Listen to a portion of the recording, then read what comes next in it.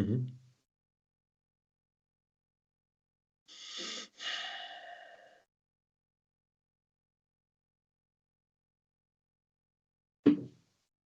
Hı hı. Salam ildeşler. Salam Sapar ağa, Abdurrahman. Hoş geldiniz. Salam, salam, Aziz Abdurrahman, iyileşler salam. Hava. Başlarsınız biraz geç kaldık. Nasazlıklar bolýa. Emişek bolşýaldy ýeýin. Ama bugün temamız Sapar ağa. Yaňam gürrüň etdik. Yitirilen nesiller ve yitirilen milyarlar diye. Tem gürrüňe has öňem etdik öýlin. Başyny şuňalara gedip başlaýyn. Ne bir yurtda uruş bolýa, söweş bolýa. İşler o üstüne çözýärler bomba, patlama diýele. Umuman söweş bolýan bir yurtda o nähili ýykymlar bolup geçýär Sapara. Dogrumy? Indi seniň aýdan nämäňden ýola çykyp aýdýanda o hiç bomba ýagmadyk, uruş bolmadyk yurtlarda, uruş bolan yurtlardan has köp ýykym bolan örnekleri var dünýäde. Ýani sözüne diýenim Türkmenistan, Irak, Norwegiýa var elbette. Ondan sonra şo yurtlaryň ýa-da Saddam Hüseyin, Muammer Kaddafi'nin başına gelen nemeler, şo taýda uruş boldy, neme boldy da, o nähile ýitkiler boldy diýen. Şonu Türkmenistan bilen deňeşdirip geçýär, deňeşdirip şo hakda aýdyp geçmekçi.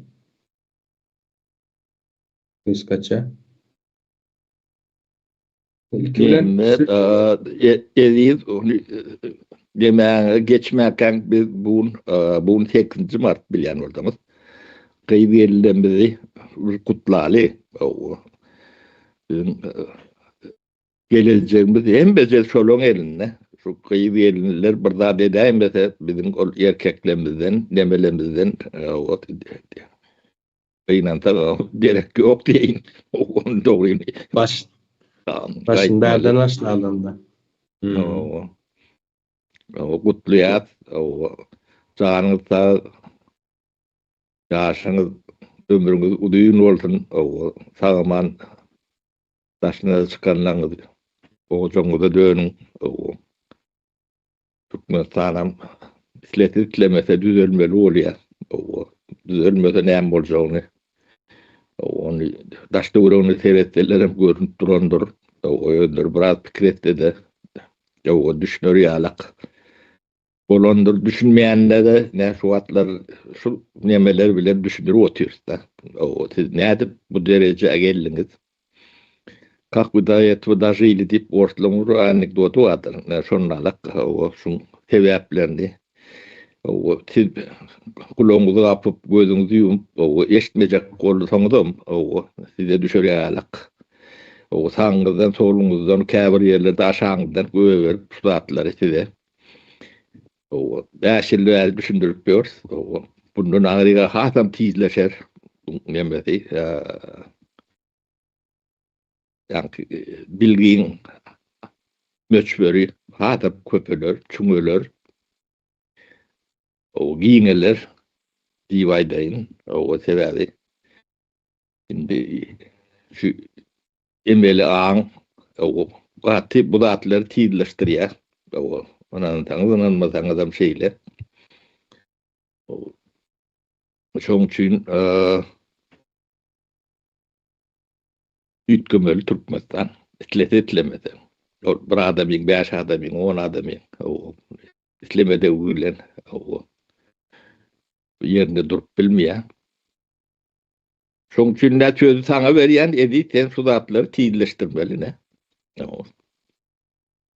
Bolýa, sağ Näde olun. etjek bolsam, o näde etjek bolsam, ne top sende.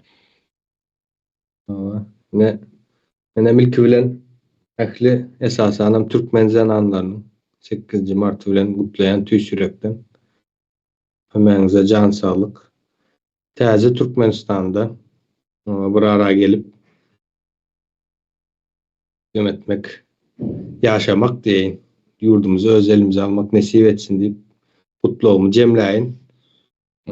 Tema gelsek Abdurrahman Bey senem kutlacak olsan istersen kutlalı ondan sonra devam ettirelim. Söz sana vereyim.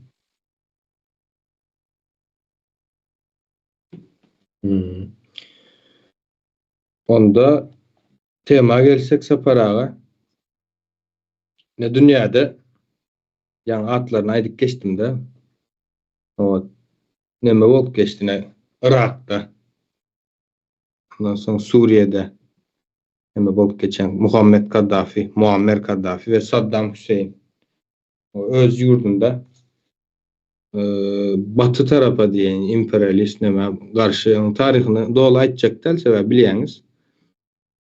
Nemette de karşı durdu yani söveş oldu. Üstüne çözüş Kaddafi 2011. Yılda yerlerini çalışıp bilen öldü. Saddam Hüseyin'e 2006. Yılda olmalı.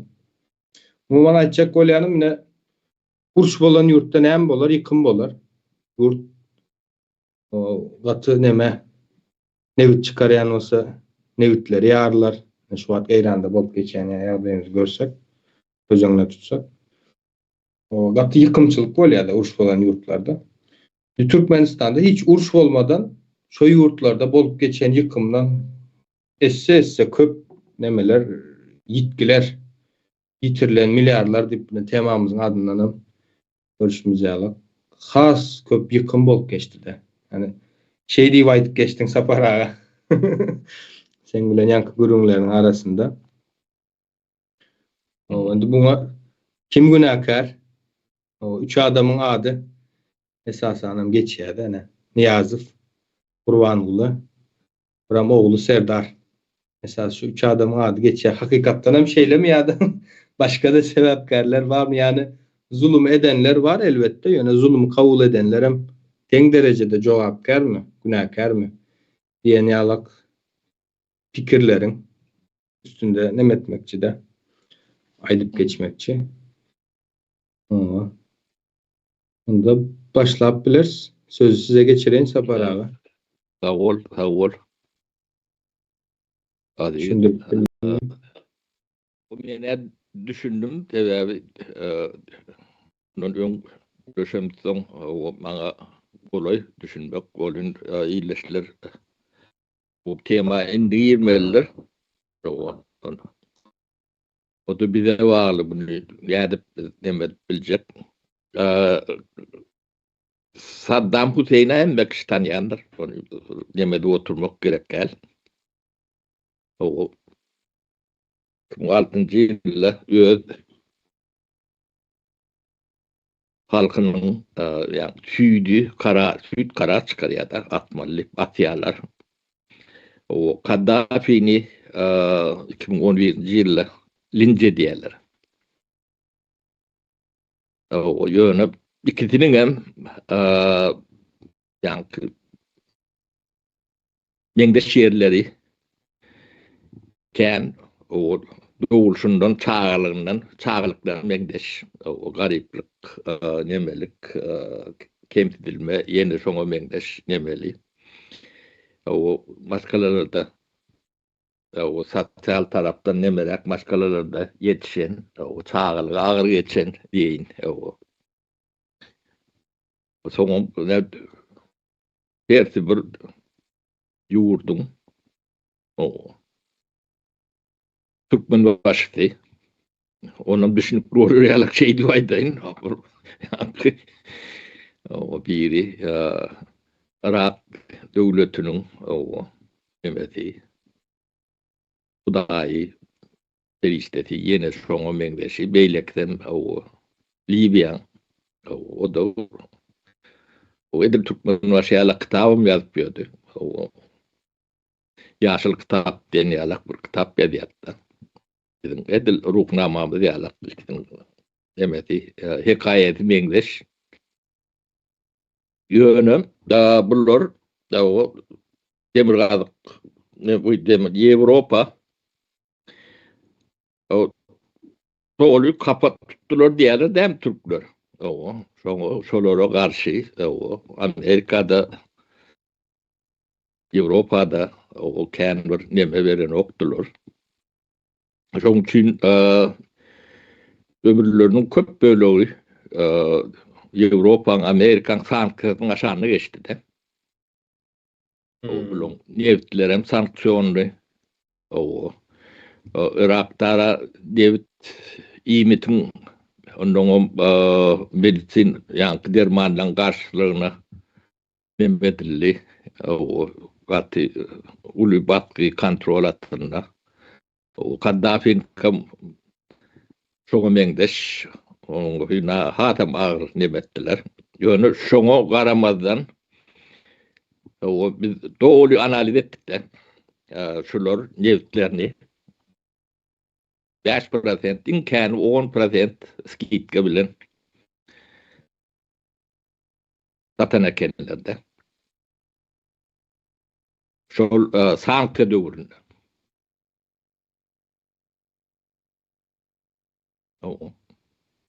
Bunu näme üçin men beýtip aýdýan nemesinde. O bizim bulan dewti gady nemesi bilen ne işimiz var diýmeňiz de mümkin bolar. Bizim Türkmenistanymyzda teredin. Urşam ýok, jenjelem ýok. Üstüne de garaşsyz bir tarap. O asmanım arasında. Dilem. Şulon nevtinin gadynyň tatyşlaryna bir teredin. Mut. Käwriyede mutdan bardan.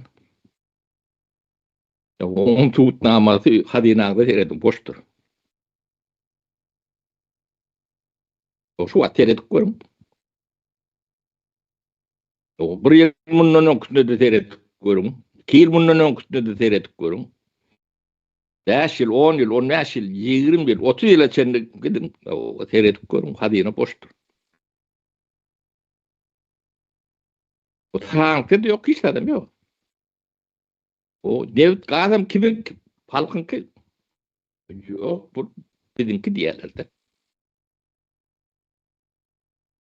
Ödem on mukdaryny o çedim düşünmäňiz üçin o biz yettek tanak ýörüýti perdaç etdik de.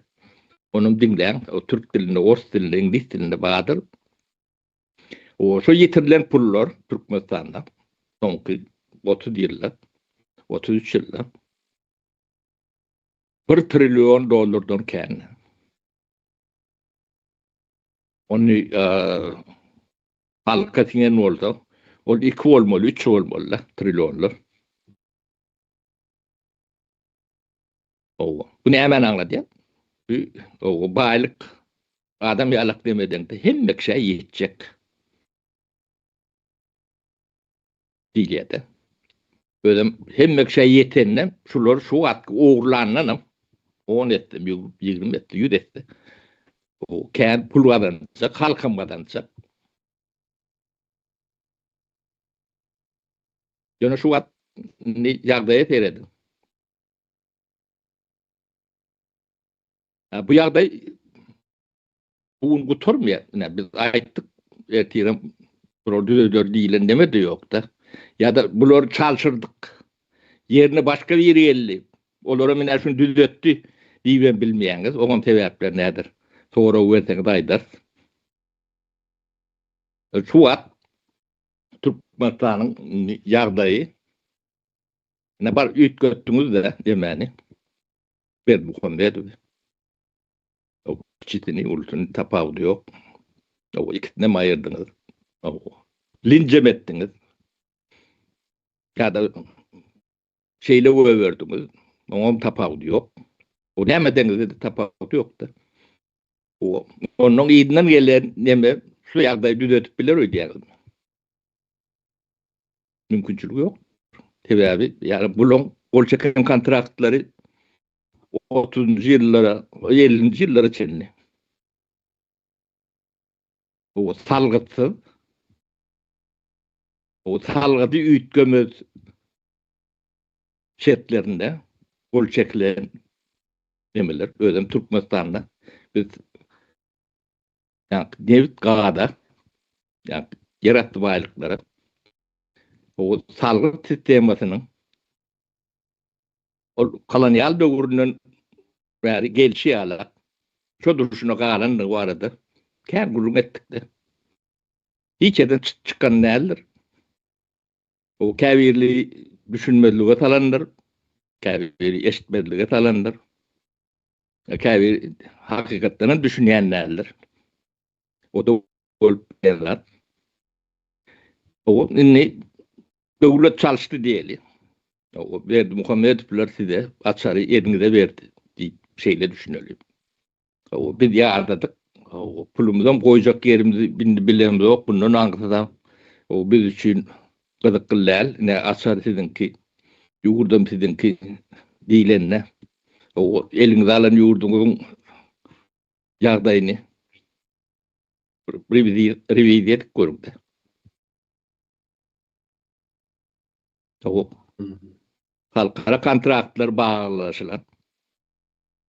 Yani 15, 20, 30 ýyl. O da teň peýdaňa da hiç. O taýdan teň aljaklarym ýok. Baýta berili bolup çykar. Bu bir. Onu ýatyryp bolýar, ýatyrdyň. Onuň jerimesi var da. Onu tölärin diýdiň. Okey, onu tölersin. Pulun var bolsa. Onu ölmetjek diýerde spesialiteňim ýok. Yani 30 ýylda ýetişen spesialit ýokdur. Spesialit var bolsa çykardy. Bir şu meňe diýen gurrun edip bererdi, iň bolmanda. Mene bir spesialit däl. O ana ýewtiňem bar gadyňam bar. Hadyňa boş pulum ýok. Tamam, net düzeltçip. Yani biz net düzeltçik diýip soraýatlar. Ýagdaýyň şu ýagdaýa geleni arada gurrun edip bilen adam ýok. Siz onu eşitip bildin de bir ýerde. İçinde daşyny tapawut ýok. Yani bu içi bile daşyny kändir nemedibem duramok. İkden bir zatdy. O diýen üçin bir zat jahil, olaram jahil, bolam jahil, tapawut ýok. Jahil Türkmenistan ol ýazgyň erbetliginden ýani men erbetliginden näl? Jehaletin nemetinden görüp berdim. O Türkmenistan problemasy cehaletdir. O niyaz von däller berdi Muhammedowem da olar ýöne ulanýandylar. O şu cehaletin gidýän ýeri barmy? Ýok. Şu atlary düşünmeýän bolsam men jahillerimi bilmeýän. O şu atlary men düşünýän men ýöne gurrun edem bok diýip bilýäningden bolsam. O da meýdan açyk. O şundusuzam sizin ykbalyňyz düzelýär. Onu bilmeýänem bol, düşünmeýänem bol. O şu atlary düzeltme. O Türkmen ykbalyny düzeltmek mümkinçiligi ýok. O sen bunu görmediklerin bolarsyň, bilmediklerin bolarsyň. Men kärim däl, hünerim däl diýip. Mümkin o da mümkin. Bunu ýöne insan düzeltjek diýen. Men ondan gowy boljak diýen. Onu gowy boljak bolsaň näde gowy boljagyny halka inandyrmalar. O şu edip biljek adamman. Bu taş töwrüňde teretip gör.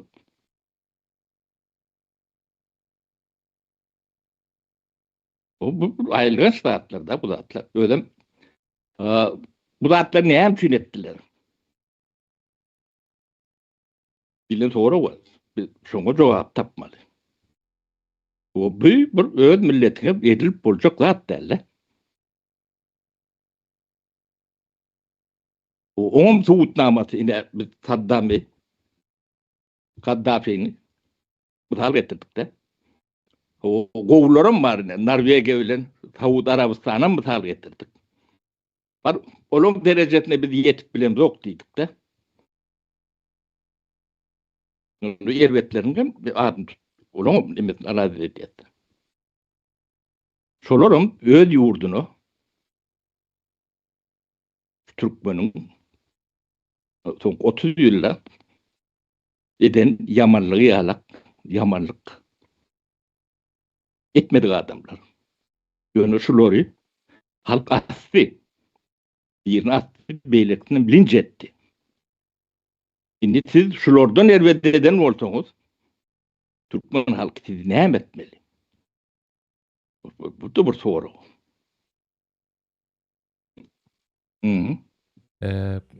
Sonradan koşulan ildeşlerimiz, kardeşlerimiz için şu nimeni hakkında gürleşip oturan videomuzu görkezeli.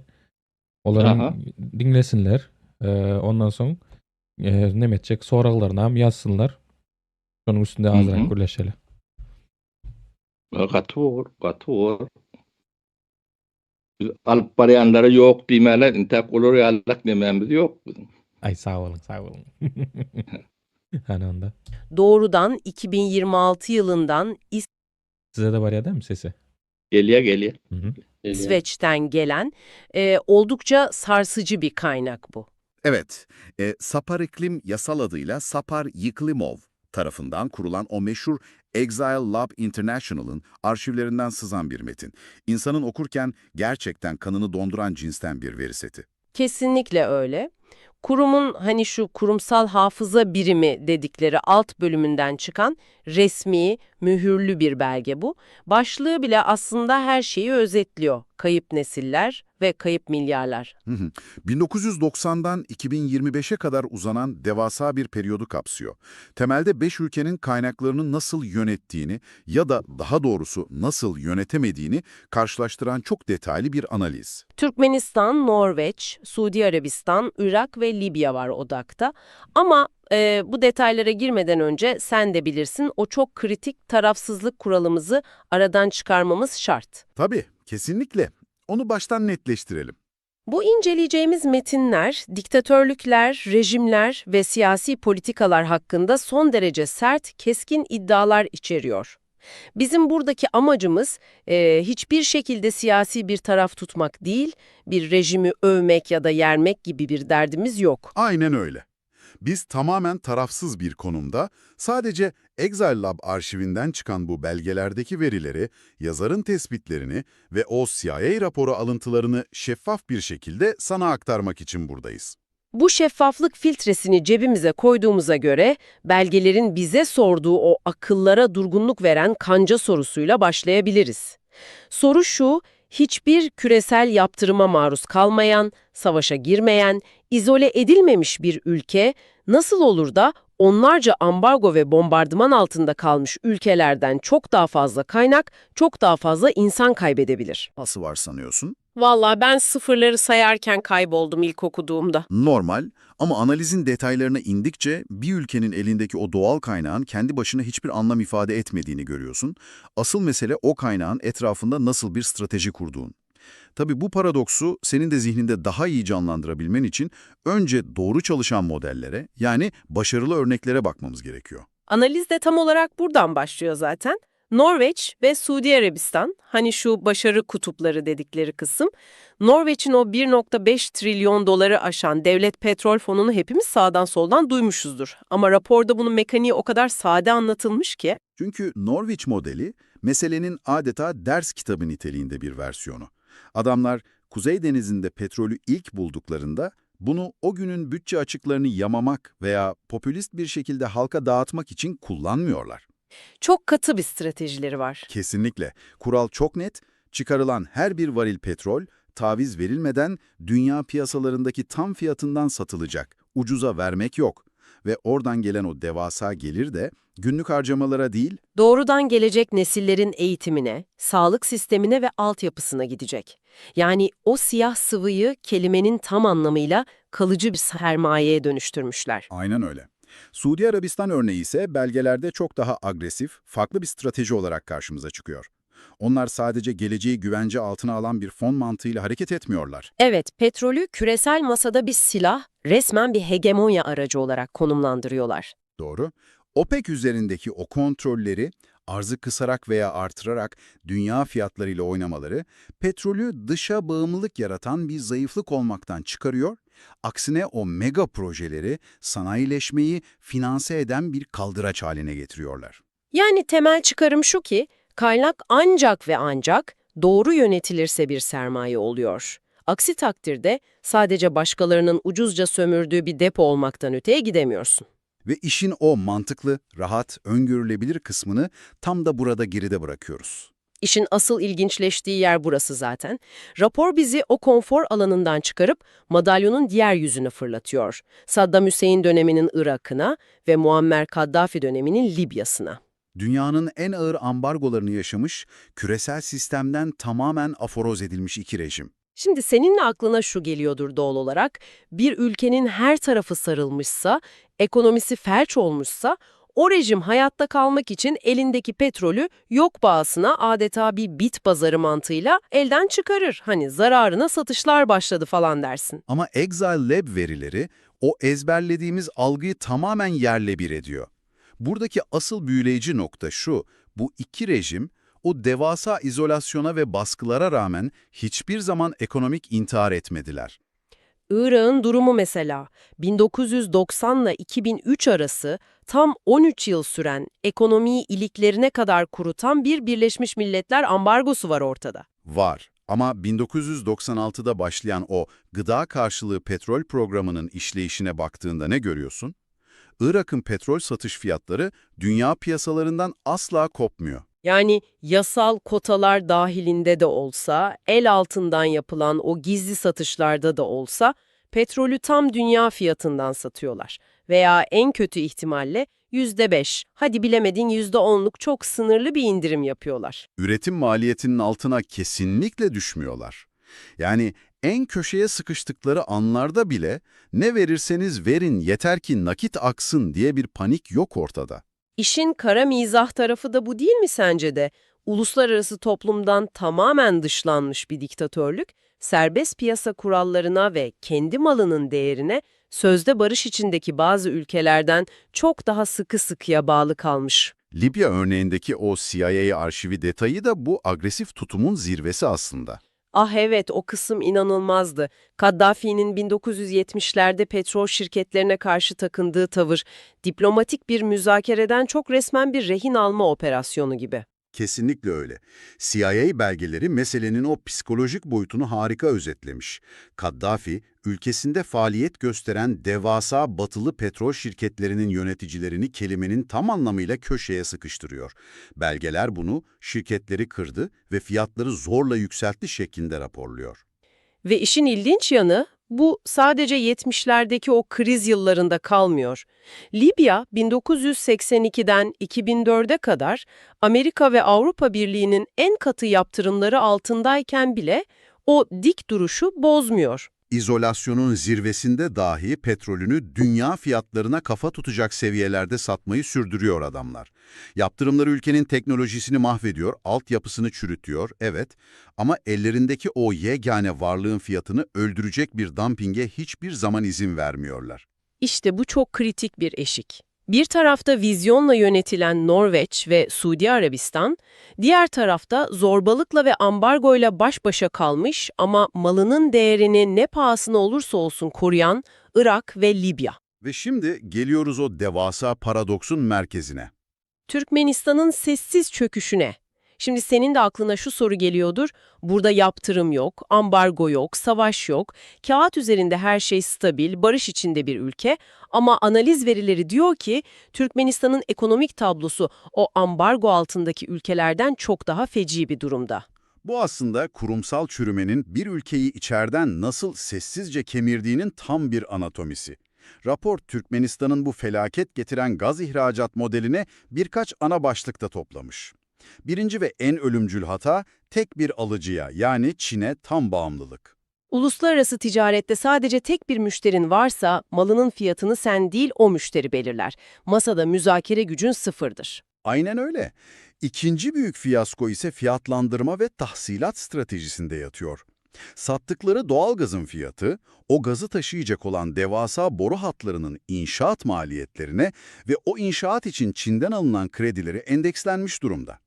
Ya burası tam bir akıl tutulması gerçekten. Bunu anlamak için şöyle bir analoji yapalım. Şirkette işe giriyorsun, her gün mesai yapıyorsun ama patron sana maaş ödemek yerine diyor ki seni işe getiren servisin benzin parasını ve aracın kredi taksitini senin maaşından kesiyorum. Harika bir örnek. Yıllarca çalışıyorsun, değer üretiyorsun ama banka hesabına tek kuruş nakit girmiyor.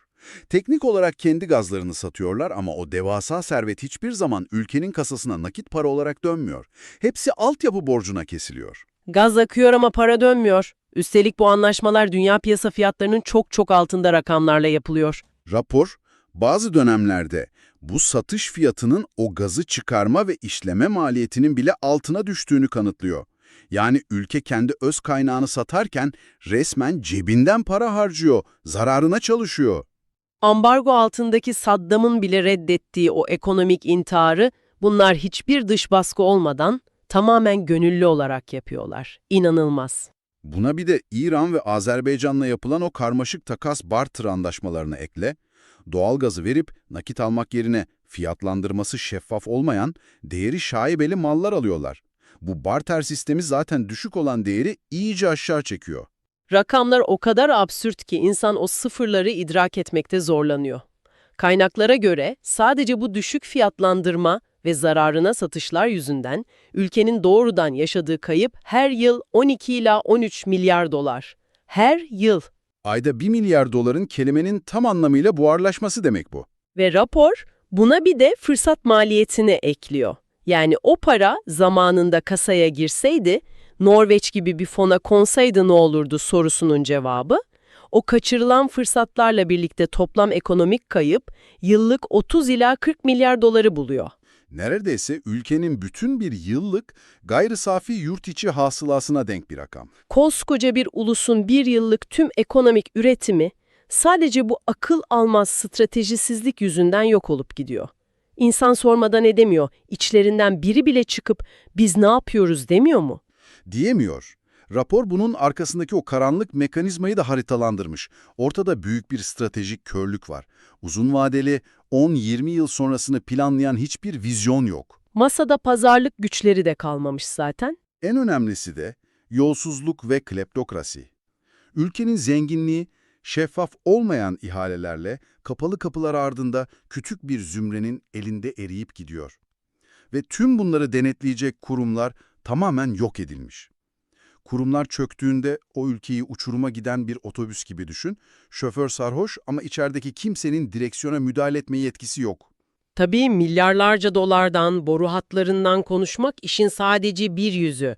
Asıl ürkütücü olan bu devasa sayıların sıradan insanlar, senin benim gibi sokaktaki insan için ne anlama geldiği. Kesinlikle. Parayı kaybedersin, borçlanırsın, bir gün sistem değişir, yeniden kazanırsın. Ama bir ülkenin yerine koyamayacağı tek serveti insanıdır. Raporun o kaybolmasın nesiller başlığı altında anlattıkları olayın sadece ekonomik değil, tam bir demografik felaket olduğunu gösteriyor. Rejimlerin çöküşlerine dair yapılan o karşılaştırma gerçekten çok çarpıcı. Irak ve Libya'nın ekonomik direnişinden bahsettik ama nihayetinde o iki rejim de çöktü. Ancak bu çöküşlerin doğası son derece gürültülüydü. Bütün dünyanın gözü önünde oldu her şey. Televizyonlardan canlı yayınlanan savaşlar, bombalanan saraylar, Saddam'ın o açık mahkeme süreci. Veya Kaddafi'nin bir sokak ortasında linç edilmesi, ortaya çıkan yeraltı işkence odaları. Her şey çok kanlı ve tamamen halka açık yaşandı. Uluslararası medyanın odaklandığı o gürültülü yıkımlar. Ama analiz, Türkmenistan tablosunu tanımlarken sessiz çöküş kavramını kullanıyor. Sokaklarda silahlı isyanlar yok, füzeler yok, yabancı ordular yok. Görüntüde parklar, bahçeler temiz, binalar yerli yerinde. Ancak bu sessizliğin getirdiği yıkım, tepesine bomba yağmış ülkelerden bile çok daha derin. Raporun sunduğu demografik veriler bu sessiz çöküşü bütün çıplaklığıyla yüzümüze vuruyor. 1990'ların başına dönüyoruz. Rapor diyor ki o dönemde ülkenin tam %49'u yani nüfusun yarısı 25 yaşın altındaydı. Bu bir ülke için piyangoyu tutturmak demek. Altın demografik fırsat penceresi. Tarihte bir millete belki yüzyılda bir gelir bu şans.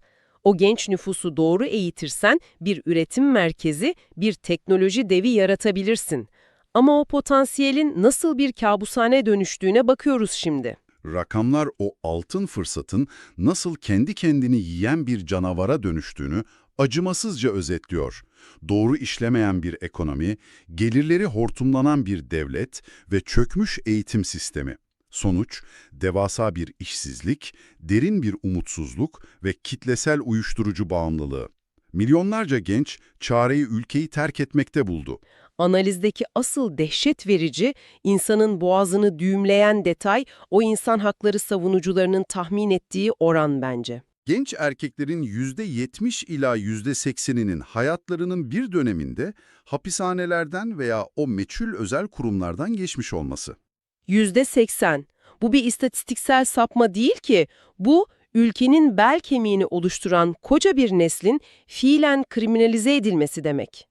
O hapishanelerde çürüyen insanlar, o ülkenin mühendisleri, doktorları, öğretmenleri olacaktı.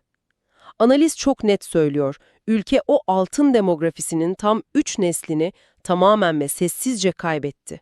3 nesil. Bir ülkenin önündeki 60-70 yılın silinmesi demek bu. Gerçekleşmeyen icatlar, yazılamayan kitaplar, yaşanamayan hayatlar. Bombalar binaları yıkar, yeniden yaparsın. Ama o 3 nesli, o milyonlarca zihni bir daha geri getiremezsin. Ve tüm bunların hiçbir dış müdahale olmadan tamamen içerideki çürüme yüzünden yaşanması işin en trajik tarafı.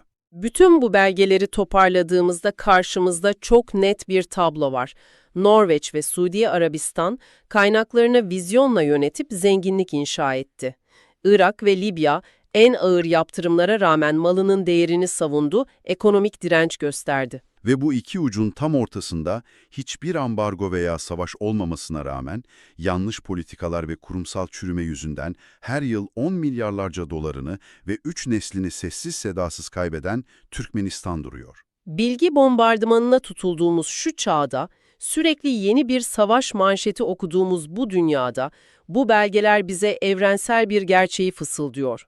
Bir ülkenin kaderini belirleyen şey her zaman dış güçler veya gökten yağan füzeler değildir. Bazen asıl düşman içeridedir. Vizyonsuzluk ve içeriden çürüyen kurumlar, dışarıdan görünmeyen ama gençleri öğüten en acımasız kitle imha silahıdır. Ve tam da bu yüzden Sapar Yıklomov'un kurduğu Exile Lab gibi yapıların varlığı hayati önem taşıyor. Eğer bu arşivler, bu sızdırılan belgeler olmasaydı, o hapishanelerden geçen %80'lik genç nüfus sadece bir gölge olarak kalacaktı. Bu kurumlar, o sessiz kayıplar unutulmasın, başka toplumlar ders çıkarsın diye o kurumsal hafızayı kayıt altına alıyorlar. Kurumsal hafıza olmazsa o kaynayan suyun içindeki kurbağa gibi çöküşün içinde olduğunu fark edemezsin bile. Bu derinlemesine incelemenin sonuna yaklaşırken seninle kendi başına düşünmen için son bir fikir bırakmak istiyorum. Kaynakların doğrudan söylemediği ama tüm bu verilerin üzerine inşa ettiği kışkırtıcı bir soru. Seni dinliyoruz. Eğer bir ulus tek bir küresel yaptırımı bile tetiklemeden, barış içinde göründüğü halde güpegündüz tam 3 neslini ve milyarlarca dolarını böyle sessizce kaybedebiliyorsa, şu an dünyanın başka köşelerinde o çok sevilen barış ve istikrar maskesinin ardında kim bilir daha ne kadar sessiz çöküş yaşanıyor. Ve biz sadece gürültülü felaketlere odaklanmaya alıştığımız için bunların hiçbirini haberlerde görmüyoruz. Bu rahatsız edici soruyu zihninde biraz çevirmeni isterim. Bu sohbetimizde bize katıldığın, bu karmaşık meseleyi bizimle çözmeye çalıştığın için teşekkür ederiz. Bir sonraki derinlemesine incelememizde görüşmek üzere. Hoşça kal.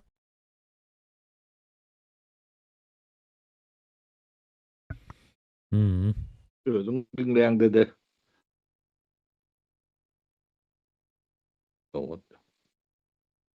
Söyleyeyim, tiken tiken oluyor. Damağında olmayan dinlep bolan yok bu zatları. Ama ödüm hem çın o şuna şikayeti var. Parmağını elini kaldırıp biler. O bizim şu açık hem mezetinin resmi yani kaynaklar nemeler bilen o tuğutnaması bolon ton bulu realak nemeni edip bolýar. Yani demen yapay neme de ulan nememiz diňe kaynaklar bilen içilýär. O yani hıyala neme yer verilen o. Hoşma demesi yok ama. O. Ödem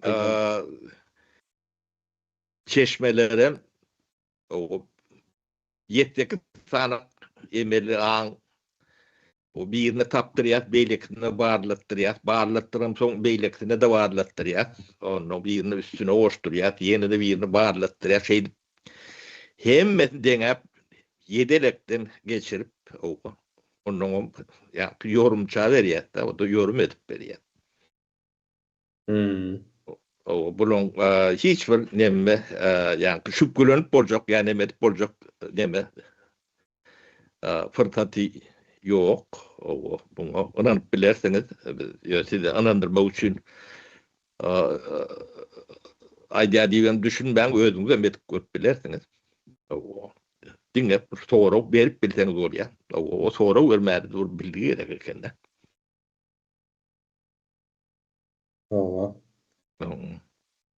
Beydançlı 90'cı yıllarda hakikaten 25 yaşlı şimdi yaşlan demeti 49% de ben o yadma düşer bir tevavi. Şunun giyecek, işecek, yiyecek nemelerine sen hata taplayadık da. Şunun için elimden aşağında elimde ama yani ilat tanığı onun strukturasıyla bizim stoluk tamamladı da. Yaptan bilen de. Bunların suud ettikleri yerde. Onun mesela şu 91. 89. yıllardaki nemelen nemesine seyrettiniz. Görürsünüz. Statistik anlamçı yok edenler, İratan'ın nemçü geçirip bilmeyenlerin sebeplerini şu taylarda yattırdı. O da öz başına bir cinayet.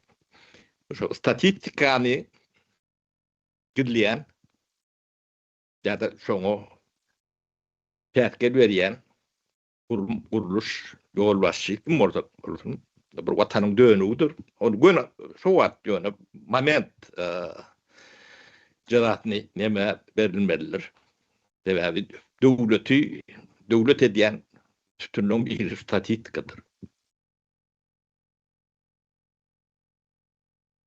O niyetiniz doğru olsa onu etmeye yani yok etmeye hiç gerekçe yok da.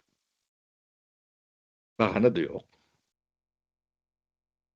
O dururken 49% yaş nesil olup onun sen yok etsen o sana hakikaten kahramanlık vermeli. Yani Türkmenistan'ın değil. Bunu ettiren olsa, eden olsa solon kahraman olacaksın da.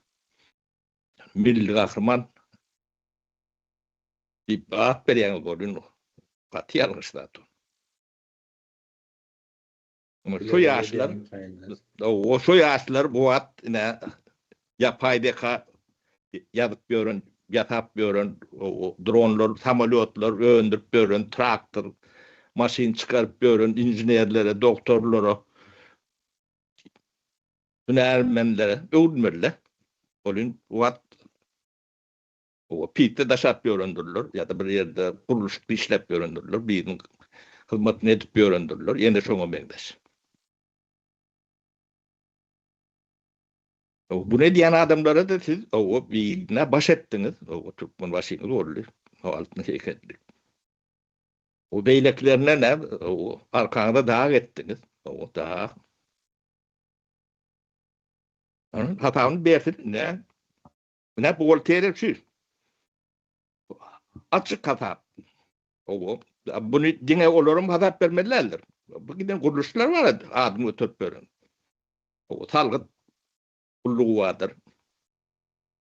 Şurur hata vermelidir. O maliye yani Ministerstvo Ekonomika diyen, dahil etmeme diyen olsa şurur.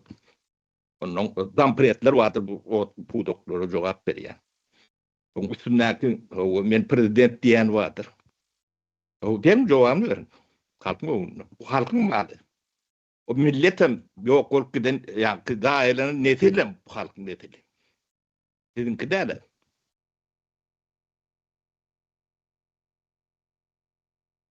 Bunu size kim ruhsat verir diye. Ne sizi Saddam bilen Kaddafi bilen deňeşdirdik de. Şolun eden dağıtı sizin edeninizden halkın öňünde. Bu näti yüzle çete arda. Ýöne şolary birini attılar, beýlekden linç etdiler de.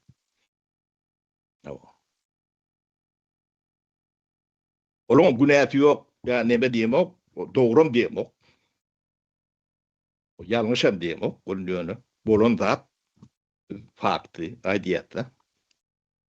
Oňa bir yalan yer var bolsa ona ýok atylmady, gezip ýören diýip bilersin. Oňdan bir zat ýitken boldum.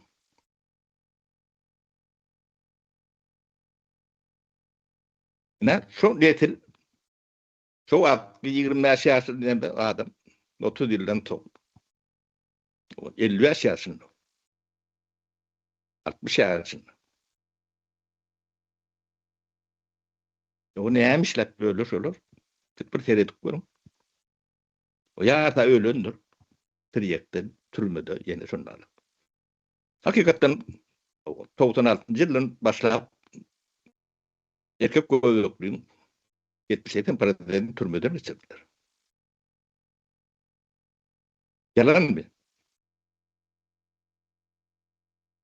Onun tutnamalar mı? Tutnamalar var, statistikany şo sebäpli ýok edýär şapara. Yok. Bunu şu 3 adam tutulayan 3 adam edip bilir mi? İyileştiler. Näde edip bilsin. Yok. Batýar, Yan durun, ot bolanyny. Şu atlar edip bilir öýdi. Yok. Millet Bu tökmende tesin çıkarmadıklar var. Neme diyorum. Ol men partiýe görän iyileşilenmedi günäkärläm ok. Bu urulary. O Sovet döwründe de bilimsiz, okusuz. Hemme zatdan o kemtel geçtirdiler. Mecburi. O iş uýuş yok. Urulun çağalar şunu partiýe görür. Ödem Türkmenistanyň ýylla ýitirýäni 13 milyar dollar. Yani hovağa diýede. Yani Irak diýenem bellidir. Ona suud edip berdik. Köpüğüne çeldi. O yatırım yankı 12 milyar ýurda tiňen bolsa, halka tiňen bolsa, oňam getirýet nemesi var da. Oňdan 30-40 milyar bolýar. O sizin ýylla ýitirýäniz 30-40 milyar. O kim şu diktaturan size bedeli, ýyllyk bedeli 40 milyar eurony. Şoň size maliyeti var da. O arkaňda dagat görünýär. O ben ýene de şolary ähli günäkär demeni şolaryň üstüne atamok da. O gaýtam tersine näçeden 20 sanaty ýokary okujagyňyz bardyr, ben şonu hiç demetmeden şolaryň ýakatyndan elimi tutturmaýar. O siz o taýda näme işleýär? O biliğiniz yalandan çınlan bir yerde şu atlan şeylediğini bilýän ýeriniz var mı? Yadan çıdan aydan sıyırktıran yok. Bu näme diýmek? Benim çok taýy diýmek. Başka hiç düşündürüş yok. Sen kabul ettin diýmek. O sen kabul eden çok taňa seyredip bu partiýe bören daýhanam kabul edýär. Şular birat bilýändir diýär. Tebe garty var, boynuny kassugy var. Haýwaty var. O el şor del, pakkart del, o pil tutan ok kalam çıktı diye. O gurulundan malı taňa teredip. O siz millete şey kabul ettirýär. Millet bunu kabul etmese bular edip bilmeýär. Üç adam näme edip biler? Oň töwerinde ýene bir kitle var. Gaşman pulgadan ýerler.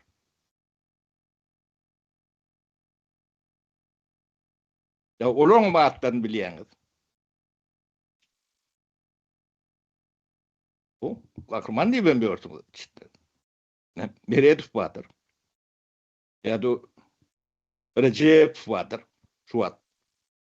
Patol bolup ýören. Oňa edil şu nemeler awtorlary bolar. Ya schema, molimlary, hojalary.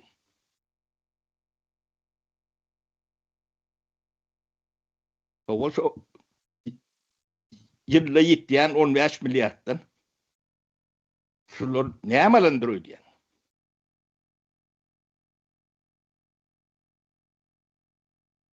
O 1 milliarddan paýlaşan nälerdir? Hemme paýlandy. Bu galan 13 ýerdi. O nadan bolmagyňyzy da bu beýlidi nadan bolmaly. Bu derejede. Şoň üçin 50-60 halk gırdılar, türmelerde yok, çürüttüler. O adamlar cellat diýerler, näme üçin türmede demedenlerini büyük sebäp şu.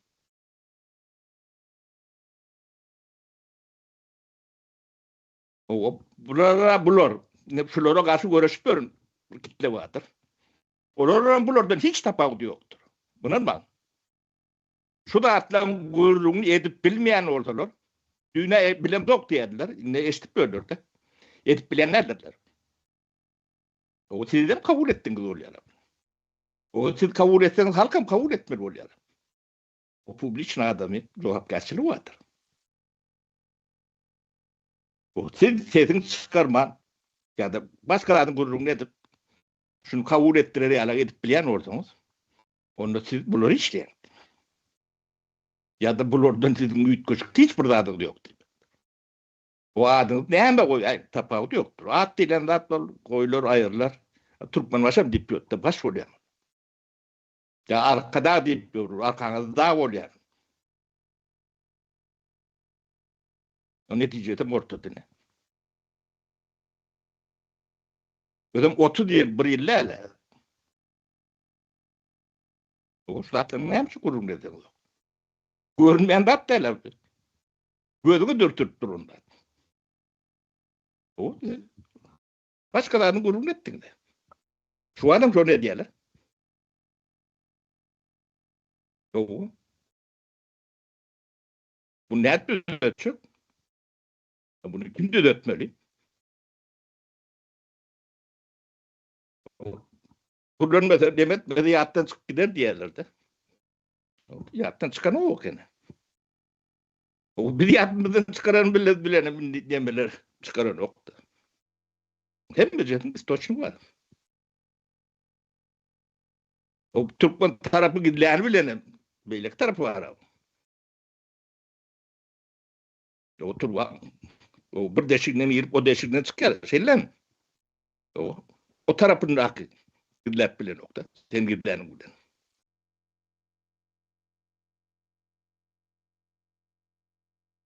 Bu da atları kattı, ayrılanıştır bunu bilmedim. Halk o eylek düşünüyor. Ya düşünüyor tügelen oktu. Bunu umumi yemeden de cevapkar şunu kabul eden halktır. Halk bunu kabul etmese bu zatları bilmeyenler. Şimdi ya bu zatlar ortaya çıktı. Halk şunun düzelmesini istenmese o düzelişem olan nokta. Bunu bilen, etmeniyetimiz bilen ya da gücümüzün aklımızın yeteceği suut bilen, dağıt bilen yemet olan nokta. Halk istemese etip bolyanlardır.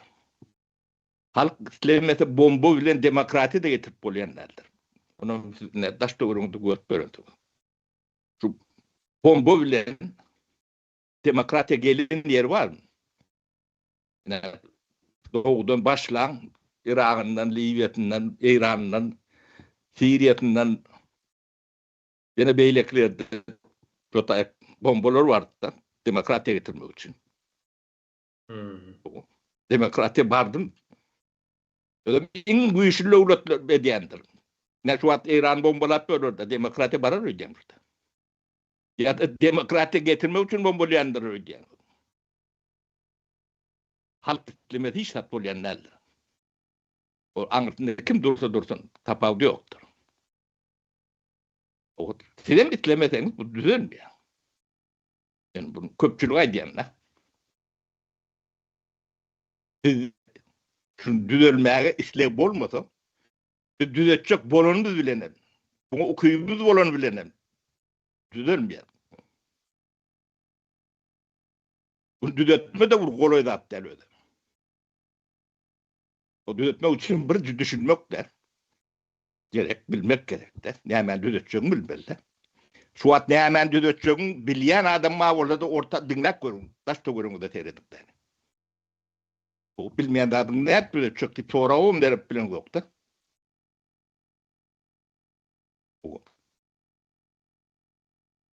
O bunun yağdığı tıklı ben şey diyeyim kıynaşlı elbette ol.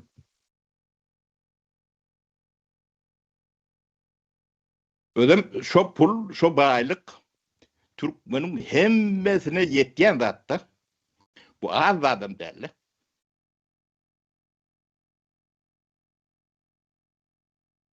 Başta bunu ödüp bilecek adamlar avlap başladılar da. Ödüm onlap, yüzlap. O da şimdi heşellik attılar şu zatları. Görüyor tabi. Yani publişini paddeşke verdiler de.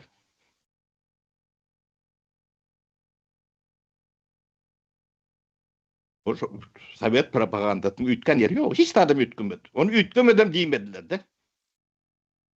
O deme yazıcılar tayyudu bilen, jurnalistler tayyudu ütkömen. O tarih bilen yüzleşmeyen bu da adamı ütkömeyse mümkünlerle. O arada da gururun ediyen adam yoktu. O hem yarakları elinde, türmeleri elinde. O da sizi şu an idare ediyen adamlar. Autobiyografisini bilen mi? Kızıklarım görüm. O büyük türme takçısının direktörünün oğluydu. Bir ama aktırsın. O atlanıktan olayan da atlarım kan diyor.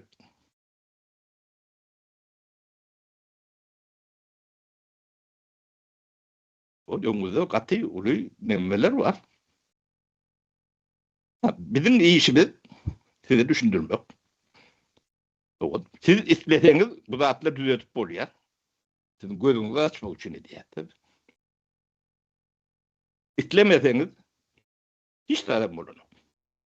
Bir de içeceğim olsak bulunmakta. Söz verelim, vermeyeli o da önemlilerdir. Bunu halk istemeyen bu zatlar edip bulayanlardır. Bunu siz istediğiniz şeyle oluyor. Ona mı aydalı? O mutlaka istedin mi? Ya yok dediniz mi? Hı? Elektrik yaktınız. Yok, yakacaklar dediniz mi? Bu ne için beydiyeniz dediniz mi? Yok, hedlettiniz. O tehelzatı da ağırlığınız. O ağrınızdan akyan dağıdığınız ne çok muhtarına da oturuyor. 12-13 milyar dolar yılla. Yani yılla ahil parta yığıyan demelen yani nemesi 500 milyondan geçin o. Şu milyardın birine de yetin o. Düşünüyor musun? Son milyardı. O da çok ahli demesi bile yani çıklayıcısı bile bakadı. Onu size giydiriciyor.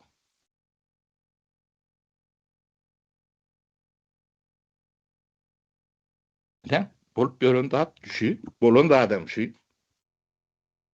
O bu başka nemelerim kendi. O senin itiren de adınız. Onu düzeltip olmayan nemeleri kendi. Yani yetil var. 29% demek.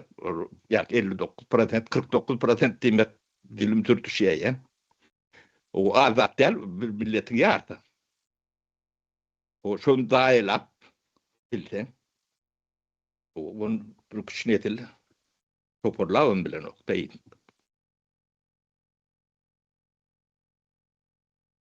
Apıdatlara da o terledip o şovunlu o aydın saatinde çendi, propagandasında çendi yerine getirip o ortun toğlap görünürüm var.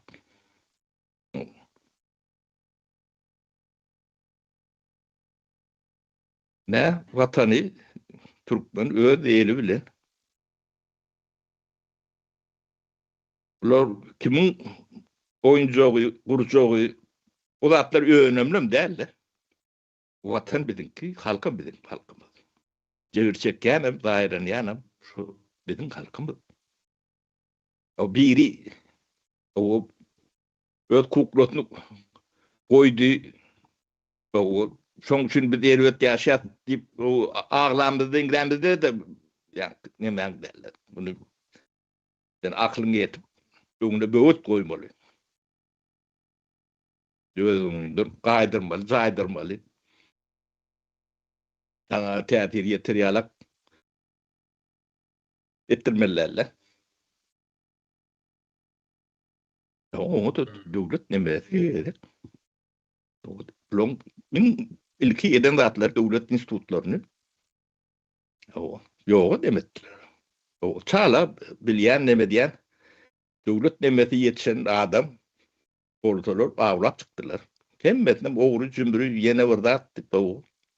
Bir bokly jurnalistin eline statya berip o şunu kakla diýip berýärler. O da ılgap perledip neme diýen. O şu adam et görünür şurada. Şolun birin ağzından şu büyük bir meselelere kaldıran da eşitip bitirdi. Hiç Ne yok, yapayım? hiç. Bugüneçenli hiç yok. O sonra bir verecekken ki.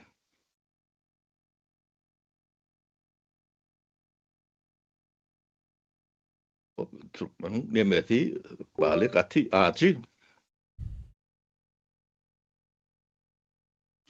O bunu düşünen adamlar yektik. O bir alanı, o bir men bine. O benim 5 günden sonra yok.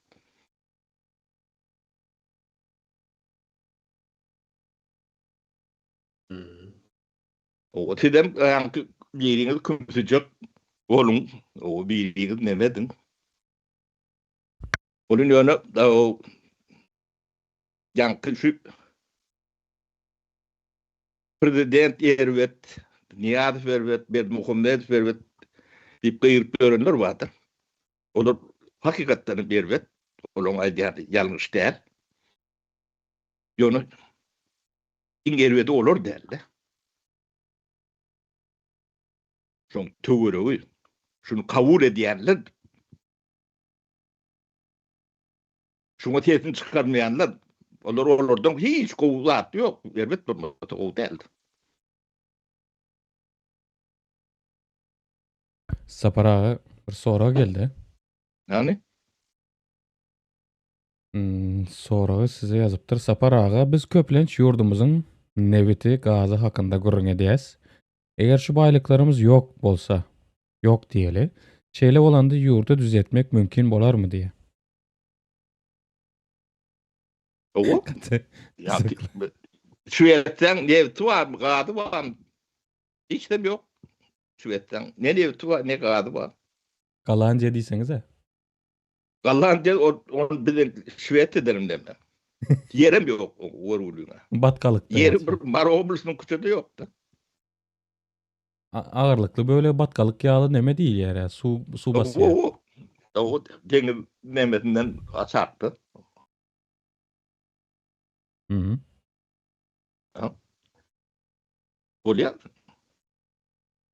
Tam. Yani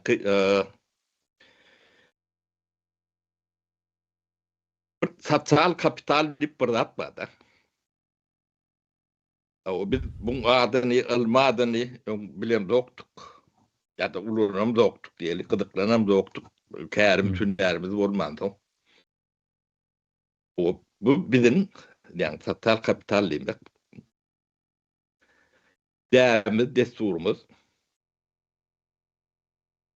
O birle kuyrağınamız, hormatumuz. Onun yerlerde halkın arasında bağ, o toyu yapı, toyu bayramı, yine şoňa meňdeş neme, yani arkadaşma, bu yatay kontaktta neme, toplumun nemesi.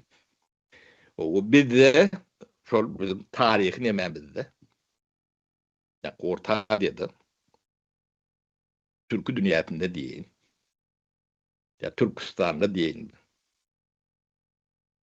O Avrupa'nın hem tarihi nemesi uzun, hem büyüklü. O Avrupa'da tatsallaşma değil ya da. Bu da demokratyanın sütünü. Şu anda demokratya vurup bulanıktı. O bizim şu zatlarımızın köpüsünü yarılık takılıp o bizim yemeğimizden Sovyet tayyudu yemlemedenden cevap başladılar da. Ben onu hem bir yerde görüyet gün adını bilem soktuk. Adın bir adın adını doğru koymalı diyen neme üstaydan geliyede. Ne Taşoğlu yiğitlerimiz gelinlerimiz kendir. O ben Taşoğlu'da ken oldum. O bir içinde ol sinet bolyan değildir belki de. Ben Leninski'de bir yarım billahi işledim. Sonra ken Kamadroka vardı da. Kış ayları o zor işleri yatışya demedi ya onun adamlar. O hep de birinin oyununa yüzük deme diyorlardı. Ağatlarım var şu at yağatma düşen nokta. İçinde Kadağı var, Tatarsı var, Özbeği var, o Türkmeni var, Yomdu var, Yemrelisi var. Hem betim var. Ödem kadakçı vurluyor, Tatarça vurluyor. O Türkmençi, o Kalpağım var. O da ödülünde. Hem de canım birliğini düşünüyor. Hiç neme de yok. Düğünün problemi yok da. Ödüm hem de neme. Yem vuruyor da. Sonun konflikt et bol yani kendine. Aslında yani o kadar bu neme deyip onun ödümü bilen de daha soğudular. Plan değil ya. Varlara satır değil ya. O bu değil ya değil. Neme diyorum. O kutu dedilen atlar da. Bu deme de atırlar oyu geliyen. O civarda Floryalık mozaik 5-600 yıldan beri belki de 1000 yıldan beri geliyen atlarda. O adamlar normal yaşap görürdü.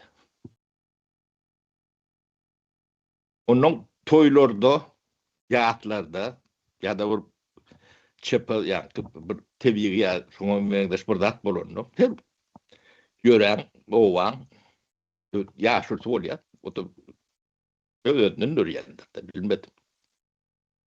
O iş paylaşıyorlar. O getirilecek vaktini, düzgünlüğü, tertibini, nemetini, o neme diyorlar. O problemler var orada çözüm tapıyorlar. O şeydi, o toplum, o prezident yani neme araştırmalarını, öyle işlerini öyle çözüyorlar. O zaman katılımı çokluğu nemeli, o fiilagli, hormatlı. Bu tatlar atırdan o geliyen tatlara. Sapara, Şu düdüğünler neme, akıl tarafta yok. Ne yapışın yok. Teverini neme. O tayda da bolon. O bizden brad yungrak bolon. Yani merkeze yakın. O ort nemedine nemede. Şu Yok diyen tarafın nemmetine yakınına. Öykünle deyin. O şu atlar yoktur. Dur şunu. Ne sosyal kapital yok edilen. Bunun yürütü yok edilen. Yani ödenir yok. Olayan da yok. O atırlar oyuncu gelir denir 30 yılda yok olup gider mi? Bunun dikeldip bolor, bilmeden dikeldi mi olmayad. O bilende de o kuşokta dikeldip bilmeyen o medeni nemelerden gidiyor. Ödem şu da at bolman demokratiya da vurup bilin. He hilekten konstitüsiya vurur demet. Bu atları düşünmeyen edip bulayan da at değil. O Türk'ün etek öğrenme şeyle ülkenin atları var. Sapara yankı yerden uzaklaşman kalk ne manaydık geçeyin. Ne bırak kalkoz var. O buram telpekli yaşlılar halk maslahatı var. Şu iki kavramın şu ad nämçün varlığı indi aydın oldu benim fikrimçe. Ova sen yan aydık geçtin her ovanın bir yaşlısı bolýa diýdin. Şol barlygy üçin şonun yerine telpekli pampersli yaşlılar getirildi. Şimdi o şadılıyada yürütediliyor. Ova biram yankı ovanın içinde bir ınam samimiyet neme var diýdiň de howasy var diýdiň. Onun yerine de kolhozları yürüyte getirdiler. O hem mezat şoňa paralel ediliye ödem beylekini yok etme nemetinde. Şol avraylı nemeli adamları kent nemeden oklar. Udok yaşadan oklar. Ben Lelinsk varada gurur ettim de. Ben o Rotayda bir yarım yıl yaşadım. Tarihi faktlar aytıp beriyen dedi. Ben baramda yani şu birinci sekreter vardı. Onu işten ayrılan vakti vardım da ben. Hep nazar PDF diyerler. Öyle ben çok ünlü yaşadım. Ben mihman aldı. Bir cay grup verdi. Bir etajlı tav oldum. O bizim o başka hiç yerde görmedik dememdi gördük de. O bana bir çay alıp veren yok. Ben elinden çay yan yaşadım da. Ne? Şu nemen yaşlı. O işten ayrılan bilenem bol. Adamlığını yitiren o. O ağramla bitiren o kendine. O halkın içinde de funalak nemeleri var da. Onun kan 3 milyonlar oluyor da. Problem de ödem. Buradan problematik. Bir yerden bir betbakçılık kullanır ya neme kullanır. Bir adamlar 3 o şunu kârı vurmuyor nemetmer oluyor da. Yaşlı ediyor da. O toyunu yağına da demediler.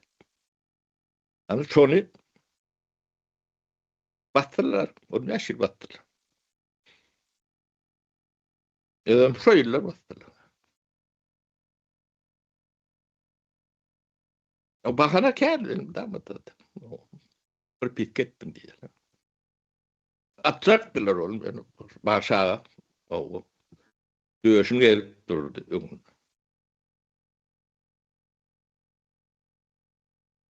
O direktör vardı. Aşır Atay söyleyen ya da Aşir şu an ne mi derler? Karaya Yemreli. O da Özcuğan'ın yaşlı diye. Burayı diyeni geçen emet diye. Alt başı emeti. Onu attılar.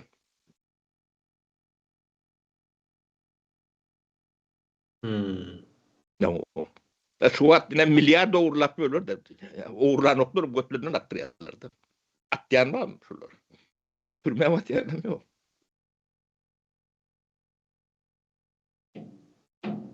Ödem nire ol yankı periferi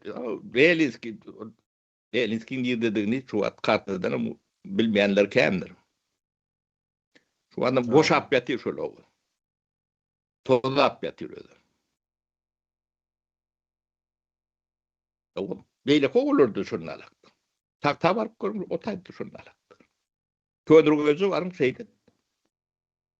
Yani şöyle adam yoktur şöyle real adam. Bir bat atılandır, batılandır, yok edilendir. Yani sosyal kapitali bunlar yani bilinçli yok edilen. Bu mühendisliktir. Toplum mühendisliği. Tamam. Her zaten adını doğru koymalıdır. Doğru koyup bilen çağınız o yani ırmığa batıp mağlayınız şişiriyorsunuz. Bunu öğrenmesem biliyorum bunu. Bizim ılımlarımız ne için öğreniyor bu da.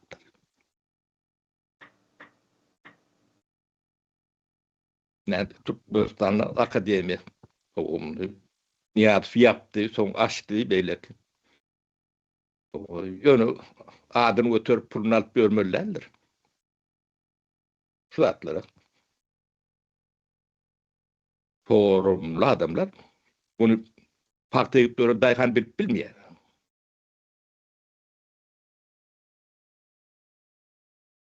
Siz bileceksiniz.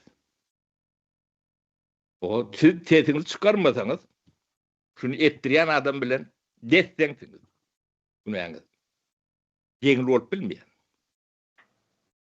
Netlin oğlunu da evet vıçlarınızın oğlunu da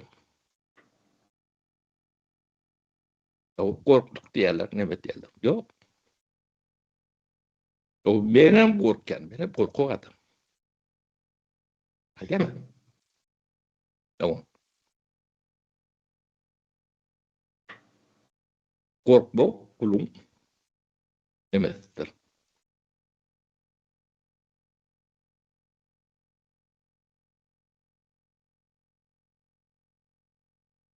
Onun şeyle o bir topar ağaçı ödem taşını uyuşurdular.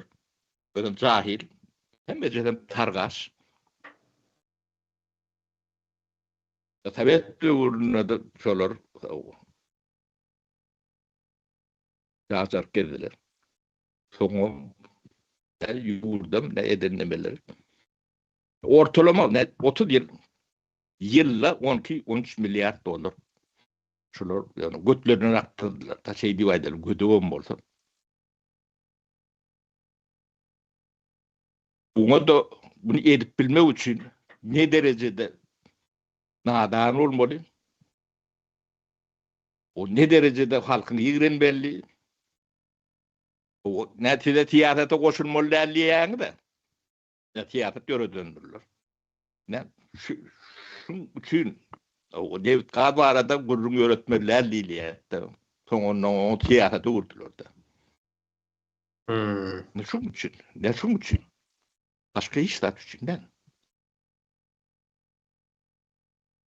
Şimdi bundan ağrık eşitmedi ben deyip bilin İyileştiler. Bunu hem ben Muhammed veya onun emet diyor ben. Şunu eşten reaktör görküz mesela o sırtınızda köpet eredim.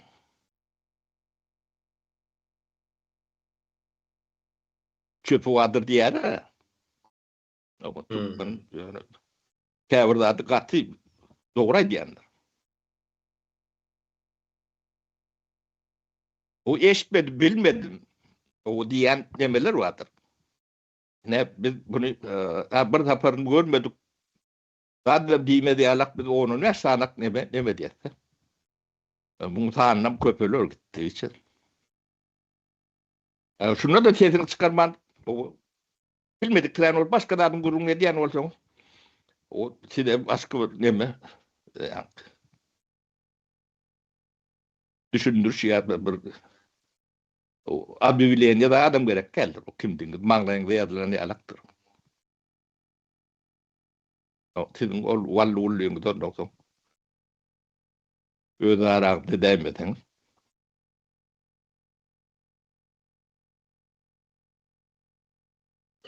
Kıynançlı ne Türkmenin haydı var nemetin aldan Floryalak neme.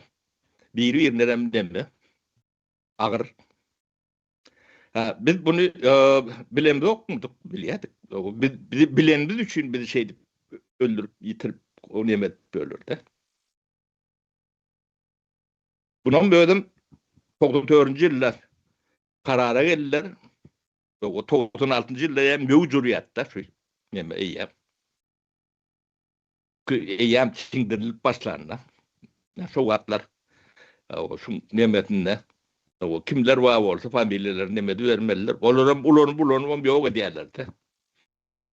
Muhammed Nazarov vatta şu vatlar. Nerede şu vat gözleğen?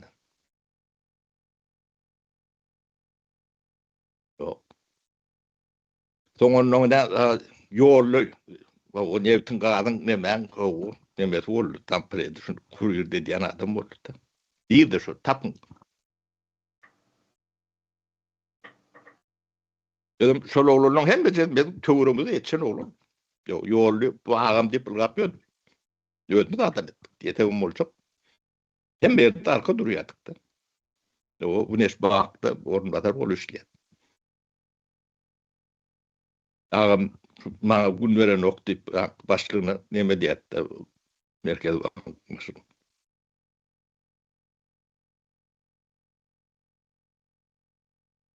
Yani hem cahil hem açgöz. Açgözüm bulur yani edil beyledi. Beyledi olaymalı. Bunun cahilliğini getiriyen nadan. O Türkmenin problematiği cehalettedir.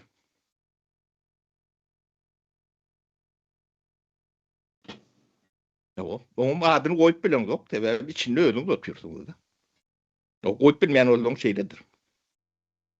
Ben cahillik bilen var mı adı? O burada atları öğrenin son ben cahillik bilersin. Bilmeyen mi bilen de? O köp meselede cahil boynuma liyan. Tabii bilmeyen mi bilen de?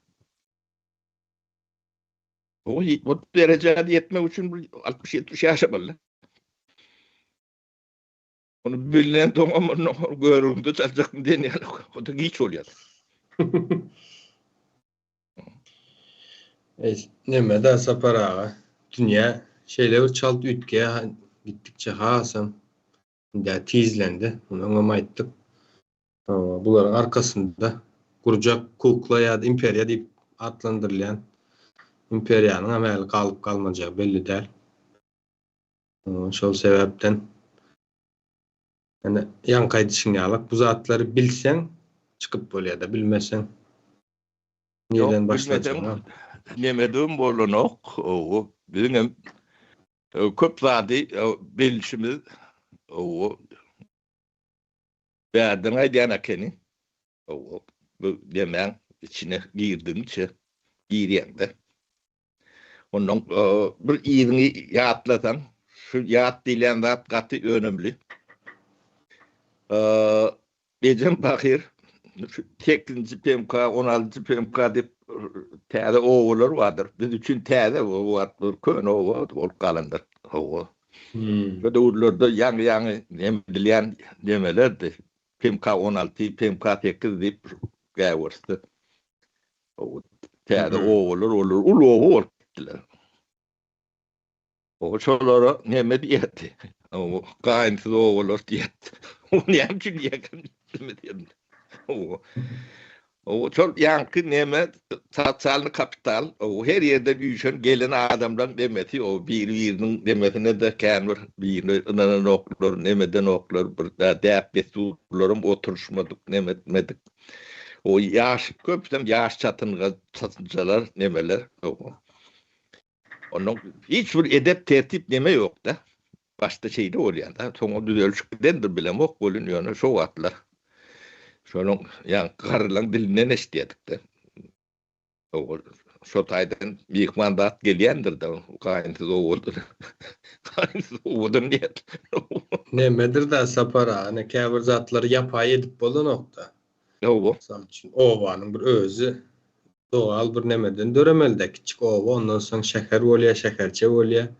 Soň etrap şey nemeler, medeniyetler şey edip gelişýär. O Demek ki yürüyüp her de- yerden gelen emeden fiil edilen hayti iştirak bilen götürülen hayti yeni evet hayti o belli derler. Ama bulam yeni yürüyüt edilen bolmaly bu. Hiçbir zat tesadüf O kötenden değil. biz onu bilen yok. O at düşünüp bilen yok. Kän bir. Üntem berip görem yok. Kärün hünerin bolmasa. O Hmm. sen de hem de at bilen görüp bilen o at diýişin etmeli. Şu ad Berdi Muhammed fiyadıma düştü de hem mezattan baş çıkarayan yalak bir imaj görkezi yara. Ha, o diýme onu o hem de at belli diýmekdir. Hiç zat bilmeyenim. Anladı ya da. O. Yo bunu yonu deme üçün ulanyarlar bu görgülüğünü. Yani o kata akbindürün rolüyorlar, kata aytma ettirýärler. Yani sahnada o bir görünmeli, nemetmeli. O bunun anlatında kimler nemen oynaya o belli değil. O yönü. Bunu oynap bilecek badığını mene ananıp bilemok. Onlanıp bilýäniz var bolsa gurrun verin ananayın. Üstesine de zatların bedelini halk ödeyedi. Yok bedeli görünüp dur. Ne bu bedeli Berdi Muhammed huam yankı min neftegadın o mali ministrinin tampiretlerinin haytiniz var olsanız o kırını tutyan olsa bunu nemedi. Bir de değil halka yanlıştığını o saparağa yalan tözlüye diýmäge çendi nemäňiz var, hakyňyz bardyr. O. Hmm. O neme bu faktır. Buna da siz reaktı isteseniz istemezseniz görkezmelisiniz. Bu şuna reaktı görkezmezligi bu da bir cinayet forması. Bunu men publişnay diýär, halkyň öňünde diýär. Bu ýeki olary değil, men apostanyýa diýip görenler bardyr. Şolary da nemedir? Şuna reaktı görkezmeseňiz, ýalňyş diň, dogry diň, neme diň, reaktı görkezmeseňiz o tarapın kıdı. Bu zatlı şeyli işleyen cemiyetin demedi. İşlerinde şeyli işleyen. O siz görmediklerini bolun demedim. Onu görmediklerini bolun bilersiniz. Onu o halk siz neyle kabul ediyen olur, şunlarla kabul eder. Tamam. Ben jurnalist, ben yazıcı, ben plancı deyip görünlüğündüm. Şu da atlan gururunu demet men bolsam. Buna men ediyen olsam, ya o sizin yokluğunuz da. Yakı yönü deme yoktu, dünyada yokluğunuz. O sizin işiniz başka bir yere gören olsa. O siz yok oluyorsunuz da. Değirken ölü yerler, şu oluyor da. Ha. Bu da benim işimden. Bana jurnalist tip aylık verilen yeri yok. Büyükler. Ya da ilmişker diye kültürünün yeri yok. Bana onu bermer pullarından veren okurdu. Ben pendiyem veren okur olur. Aylık günlük deme belli de dursun. Hiç bir ağır namazı demeden yok da. Ha. O işe bir yetip bir öğren olsa. Öd hatabını. Bunun bedeli vardır. Bunun bir ödemeli.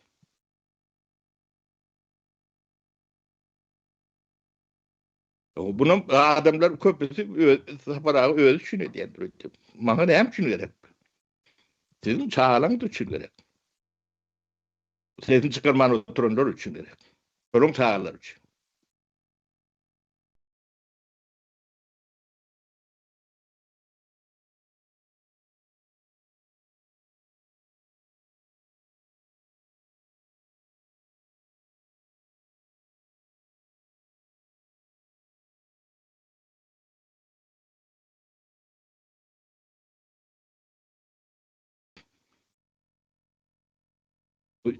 İkinci sapar gaýtalansa buňa şandan çykyp bolmaýar.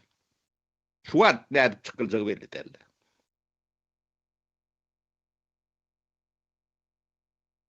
Ama çıkmağa da halkın islevi yok. Onu ben şonu görýän.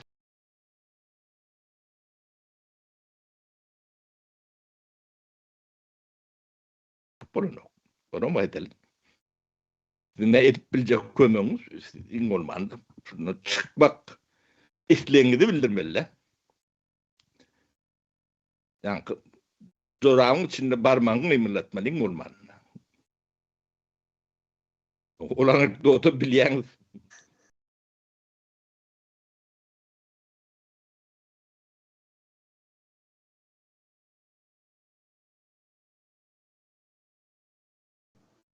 Soralar var bolsa.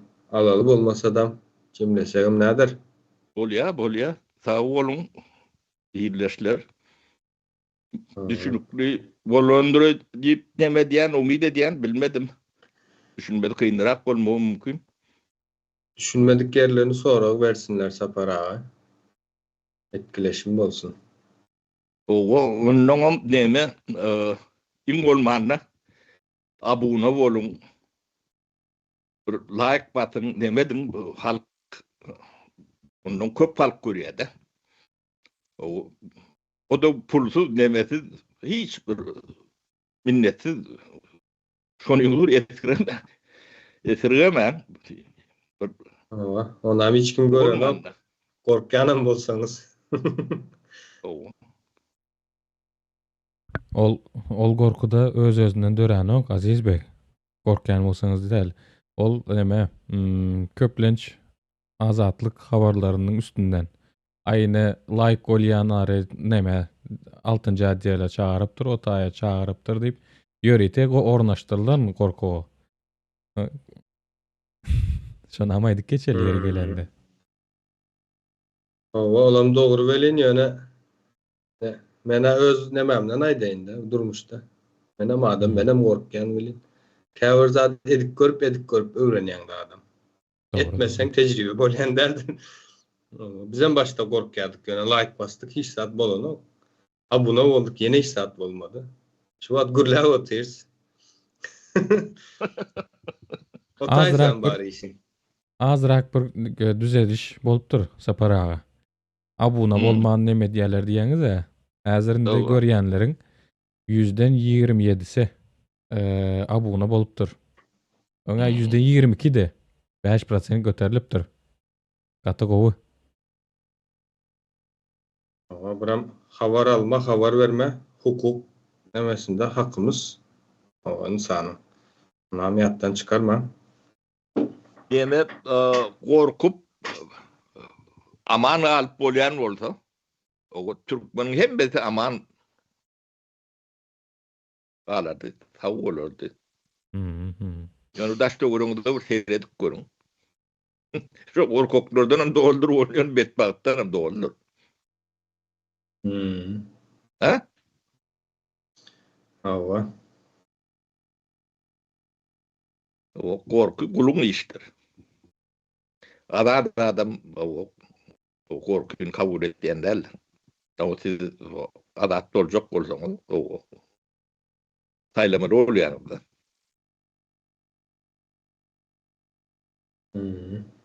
O adam kendir gorkan däl.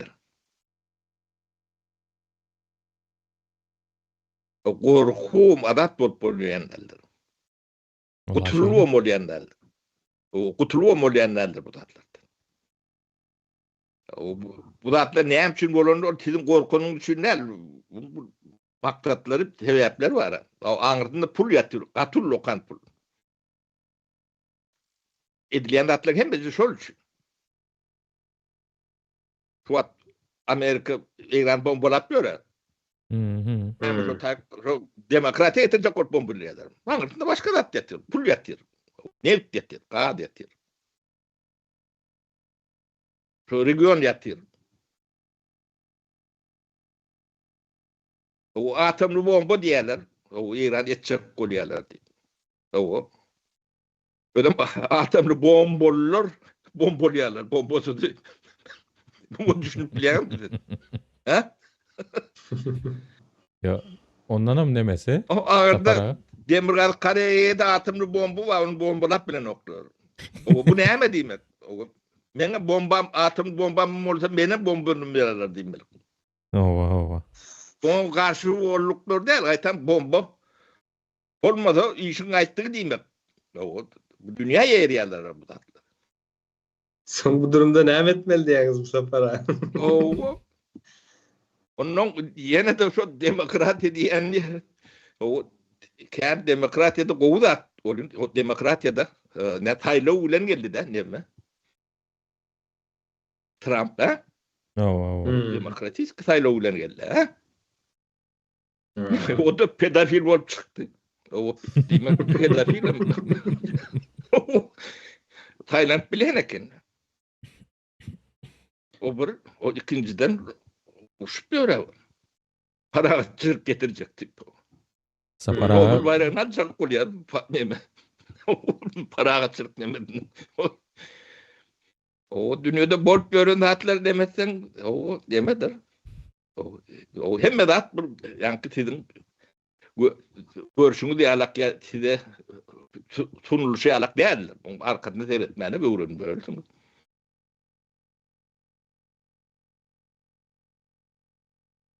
Onu halk itlemese yine İran milletini o bombardiyalar demediler. Onu şu millet istemese Moğollarla tartışıp bilmeyenler.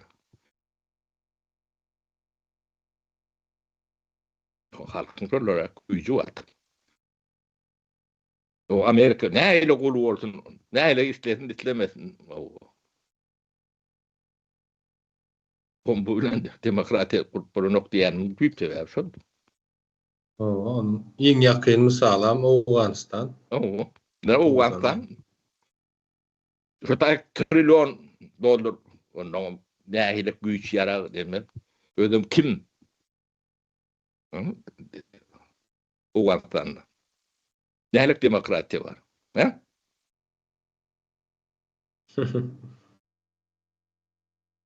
Bu tatlar selcirmeli oluyor. O biz kadimi millet, o bizim medeniyetimiz, değerimiz, desturumuz var. Biz şu tatlara itlemesek dönmemiz gerek. Öyle bir yalpak yani duruna tarikadan su verişi alak beynimiz bilen hiç yerik var bilmeyiz. Özümüzü koramın bilmeyiz. Bir taraf Türkmenistan yanında halkara düzgünü bozurlar. Bir taraflığın bilen bir işleri yok. Ha? Sapara şun edil nemesin ayda nazır üstüne geldik. Şu gün neme dinledim daha vardı. Ne İran'a bomba yaptı da şu an. İran'da da nevit gazken. Son diğer Rusya'da da nevit gazkendi diye. Lokatın bombası var. Yok Ukrayna diyen de neme aydiyada. Şu tay dronları bilen giyirip o töründe grafinelerini yardı diye de nevit gaz demek. Hakikaten boldu geçti. Demek diye sen neftin gazın bar olsa oğlum yan ne mi olsa diye hökmanı suratta diye hova nemelerin eskerin hemen savunma nemesi diye de hovadan korunma gelen raketanı vurup bilecek nemen bolmasa diye yandın diye de Türkmenistan'da da nevit gazken nevitten tiz gaz yanıyor. Var mı bizim nememiz? Yok Türkmenistan'ı kimden ne hemen koracak o şeyle de akıp dura olur. Hem de adın bakan o Türkmenistan'ın nevtikanı nihiri hakken belli değil onun için. O hakken yeri belli olur pulu gelin o belli olur olmadı onun bir kendi yönümüm yok da mutalip duran oldular nevtin kadını. Öyle yeki muhtum der seni yeni belirli diyorlar. Oğlum doğru. Yok. Bolmasın. Etkerim oranı ne? Etkerim olsa şu var. Olur mu orar? şu at dedi şolordan uğraşılır ya. Şu at Türkmenistan'ı yani kıvveti, paliti, etkeri kimden uğruyor? O halktan yani verdi hükümet uğruyorlar. Turvanı uğruyorlar. O şu turva akmalı. O hiç perkelti de akmalı. Hiç kimden gurrun etmediler. O gurrun neden? O düşman, ya cinayetçi. O onların arkadan. O ne? Tereden bin durum. Bu tatlı gözümün alnı bolup durunda da. O katimin gelin alen şunu diyemçi bu halk bu net o şöyle o yengtenden yiyen olayım mı? Bu görün o bu tatlı deyip bakar mı ya da? Sapar ağa özüňiz aýdyp geçdiňiz häzir. Politika goşulma diýen adamlar indi başga zat nädip pikirlensin? Üstünde gürleşmeýän şo zady nädip düşünüp bilýär? Näme gürleşse de politika diýerler. Politika goşulma diýerler. Ondan soň pikiri ýöretjek adam galarmy? O şu pulo koşulmayan değildikleri, şu politika koşulma değildikleri. Owa. Şu pulo koşulmayan, bunun iyisi başka diyorlar da. Tizler diye. Hı. Başka açıklaması yok mu? Bolya demek, bunu anekdotu vurup başladık. Bunu kutoroluştaydı. Bolýa. Öyle yaranda Ha sağ olun oğlum, iyi dersler. sağlıkta var söyleyeyim. O gelinler kıydılar yine de bir rapor kutlayın. O yaz bayramı dülen, 8. Mart'ını dülen. Ova, böyle yaranda sağ olun geleniz için. Sağ olun.